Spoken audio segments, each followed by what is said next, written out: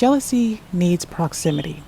When somebody has a jealous spirit, they are operating off of pride, off of shame, off of ego, and what they need is access.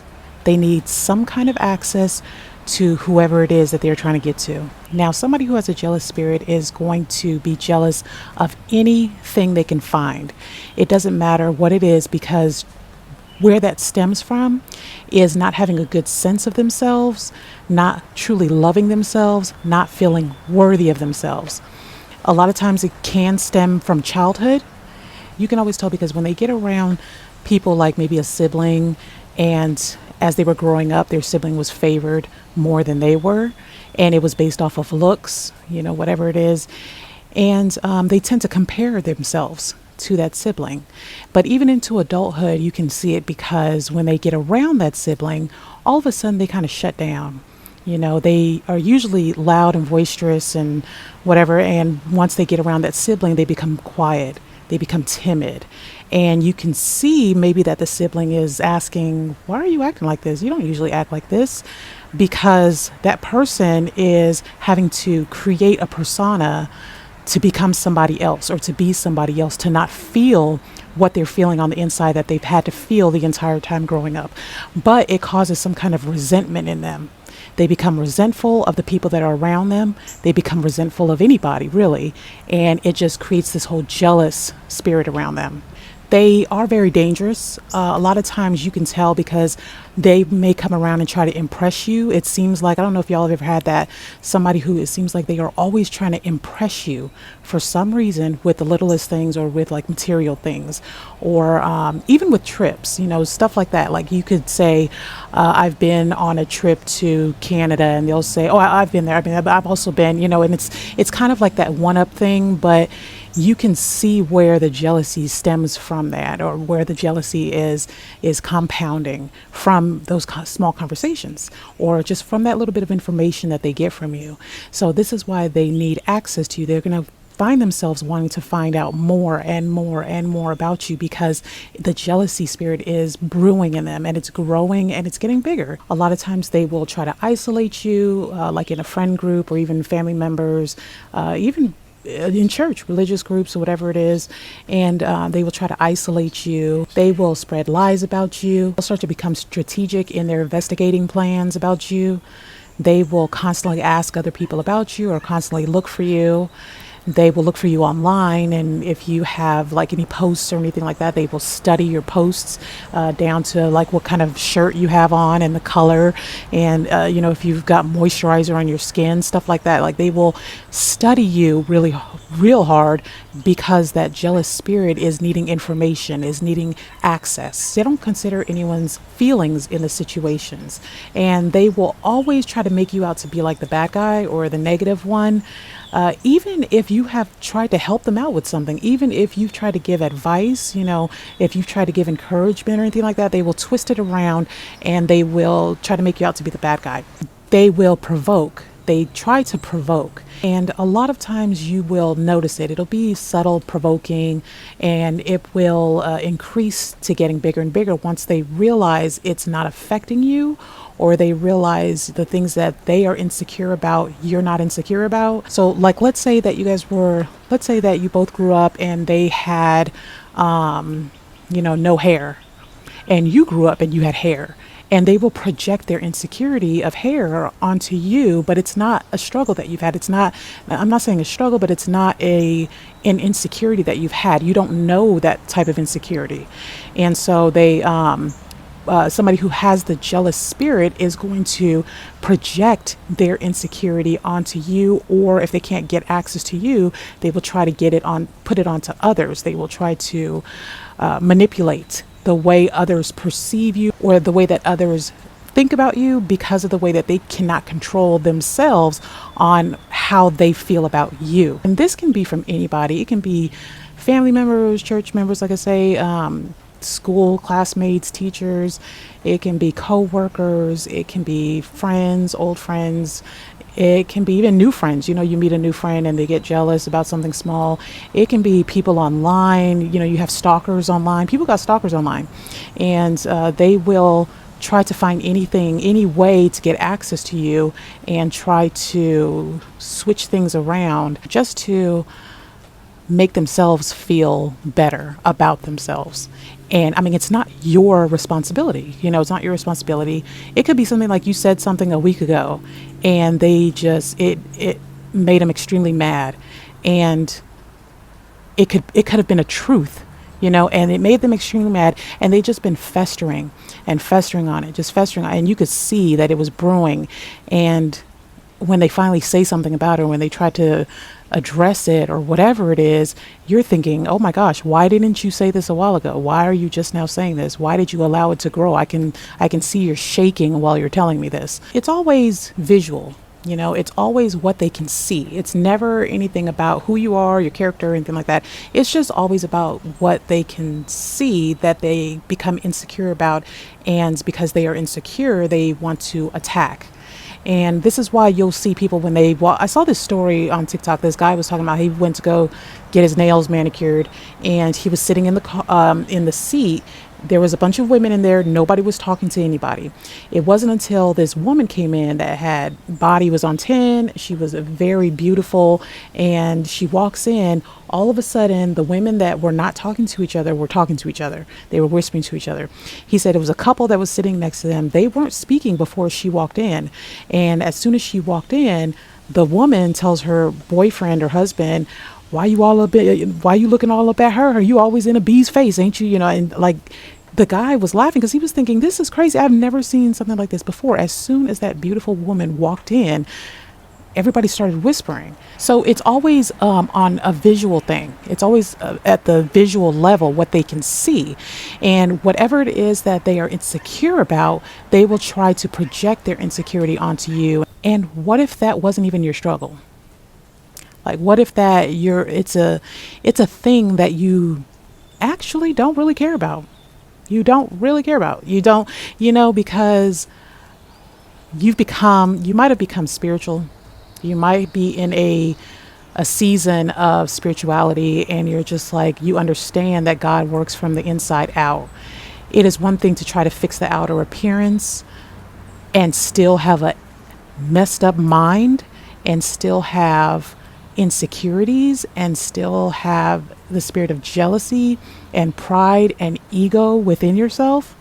And it's another to actually allow God to fix what's going on inside of you first and focus on that. But a lot of people who have the jealous spirit can't think like that. They don't think like that. They think on a ground level. They think on, if you got money, you need to look like money.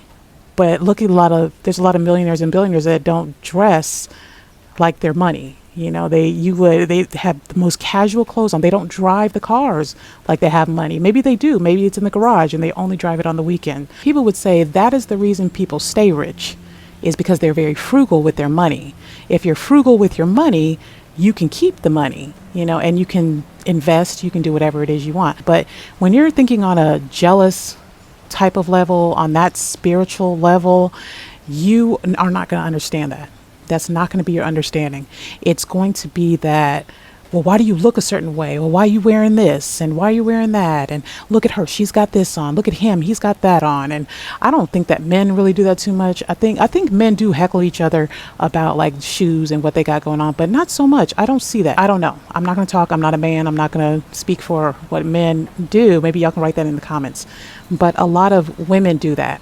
And they feel like it's one thing to know that you take care of yourself, but it's another to try to portray an image like you have it going on, but really there's nothing going on inside. It's kind of like having a Gucci bag with a wallet that you got from, I don't know, Walmart, which, I mean, Walmart wallets are good. They keep the money as long as the money's inside, right?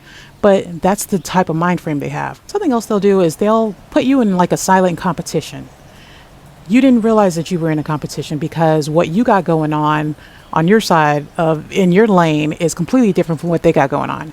And they allow other people to get you to compare each other, or maybe they themselves think that they are on some type of competing level with you, that they just keep showing up and they keep bothering, and you're just like, what I have going on over here has nothing to do with what you got going on over there, but you realize that they don't understand that. So you come to the realization that this might be a battle of wits, and I believe they're unprepared, and it's possibly because wisdom might have been chasing them, but they're a lot faster. They will do whatever they can to gain access to you.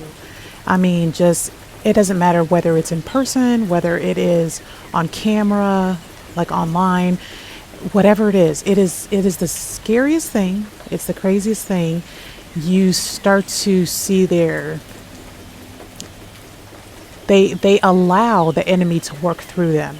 They will start to do things like copying the things that you're saying, trying to take on your persona, trying to take on your mind. They will try to have constant conversations with you because they are trying to pick your brain. But they are picking your brain because they want to find a way to steal the thoughts, try to find a way. And I'm not talking about this is what everybody does. There's a thing called networking. There's a thing called fellowshipping. And it's like a meeting of the minds. You know what I mean? You're getting together, you're working together, you're collaborating. I'm talking about people specifically with the jealous spirit. When they bust down the door with that jealous spirit and they are on the prowl to see who they can sabotage, who they can go up against, who they can attack. And if somebody triggers their insecurity based off of what they look like, that is going to open the door. That is going to intrigue them. They are going to be stuck on you. They are going to want to follow you around like a lost puppy. And you have to be very, very careful of people like that. You have to really use discernment. Somebody wrote in the comments about, what do you do when you're trying to network? Because a lot of people, like if you're trying to tell your dreams and stuff like that, you've got to be able to network and collaborate. Yes, that's true. That's why you have to reach out to people that are actually experts in exactly what you're doing. And when I say don't tell everybody your dreams, you really have to use discernment. If you don't know how to use discernment, just start listening to that inner voice more often. If something is telling you that something is off about this person, trust it. Just trust it. Whether it is or not, it may be that in that moment, you're not supposed to be around them. Maybe in that moment, they are in a mind frame that is dangerous and that you don't need to be around them. So and it could be that maybe they're going through something. Maybe they're dealing with family issues, or they're having some type of internal struggle. And it could be that maybe 6 months later, they have worked on that. They've done whatever shadow work they need to do. They've gone to church. They have worked on themselves. They've gone to therapy, and things like that will, they have healed from whatever trauma that they're dealing with. And now is the season for you to work with them. Now is the season for you to collaborate, or for you to, you still don't want to just go all willy-nilly telling your dreams to people, your goals and stuff like that. You know what I'm saying? Because you still have to discern, you know what I mean? But it's in that season. In that season, if you are trying to network, if you're trying to collaborate with people, if you're trying to meet people, if you're trying to go to a job fair and you just don't know what to do because you want to be able to tell your goals and your dreams or your ideas to somebody without having them stolen, understand that you have to have an abundant mindset.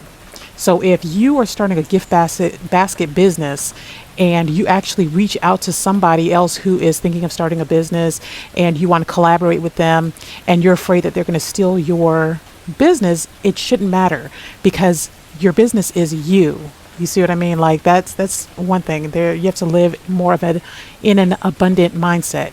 But two, you're going to get that discernment. It's going to come to you. You have to learn to allow it to lead you first. You have to learn to listen to it. And you do that by small choices, the small choices that you make. You know what I mean? I saw somebody else's video where he was saying the way that he learned to trust his intuition or his discernment was when he was driving in a parking garage. And I know he was like, I know it sounds weird, but when he would go to this parking garage where he had to park, because I guess the gym was in that parking garage, or you can access the gym through the parking garage. You could park on the first level, the second level, or third level. And nobody ever wanted to park on the third because it took a long time to get to the gym from the third level. But he said he started off by listening to himself on which way should I go, left or right. And the more that it was like every time he went, he started listening to what that voice was telling him. And when he did, he would always get a good parking spot. He would always get a good parking spot the more that he was able to listen to it. And it sounds kind of like that's just a parking spot, but it's your discernment. It's your intuition. You are learning and training yourself. You are training your brain to listen to your intuition and your discernment. And you're growing it. You're helping it to grow so that when you come upon people who are acting crazy, psycho, whatever, copying the things you say, copying what you're doing, stalking you online, or stalking you in person, at that point, just go to the police station. But you are able to now use your discernment on what to say, what not to say. What do I tell them? What do I not tell them? Now, when it comes to your goals and your dreams, I always say, keep it to yourself. Work in silence. But yes, when it comes to networking, you do have to use your discernment, use your intuition. Sometimes people can even be jealous of the love and or attention that you're getting. They did not think that you were going to get as much attention. Maybe they even have more than you. That is how you know that your spirit might be shining brighter or that your light is shining, because they may have more than you, no matter what it is. You know what I'm saying? They may have more than you, and yet they still find reasons to be jealous of you. They still find reasons to attack you. And, it could be something as, like I said, that they see the attention that you're getting. They see the love that you're getting. They can't understand why they can't get that type of love and attention. And maybe they are, but they are so focused on you and the attention that you're getting. You can even be that type of person that goes to like a party or something, right? You don't want to be seen, for real. You don't want the light to be shining all on you. You don't want to be in the spotlight. So you kind of just try to sneak in and you kind of sit in the back and you just want to observe the room and see how everyone else is dancing and drinking and stuff, right? And for some reason, the attention still falls on you. And this person with a jealous spirit does not like that. They don't like that, because no matter what they are doing, they're not being original. They're having to be fake. People see it. People notice it.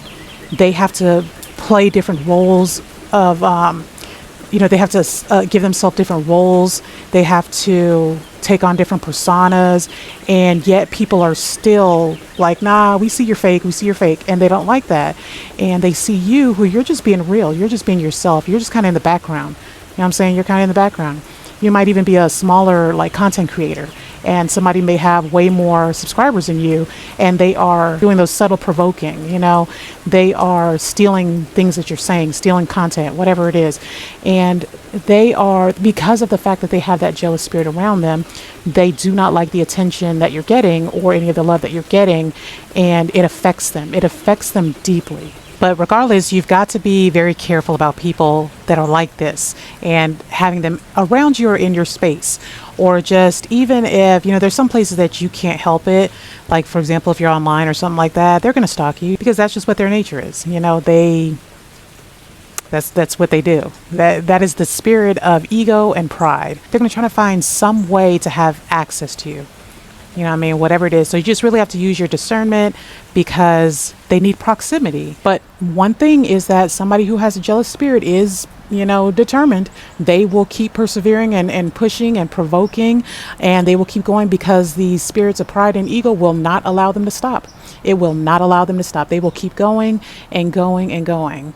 And it's just crazy, It's crazy. It's crazy out here in these streets, y'all. We got to stay strong. We got to stay strong, because it's a spiritual warfare. It's a warfare that we never wanted to be a part of. We never asked to be a part of. You know what I'm saying? But as true black sheep, chosen ones, truth tellers, when you speak the truth, you offend people. You offend, and if they've got the jealous spirit, understand that they are going to be in a warfare with you. As long as I don't develop the mindset of idolizing the things that are of this earth, idolizing other people and their personalities and personas, idolizing myself and idolizing material things, I can confidently say, I win.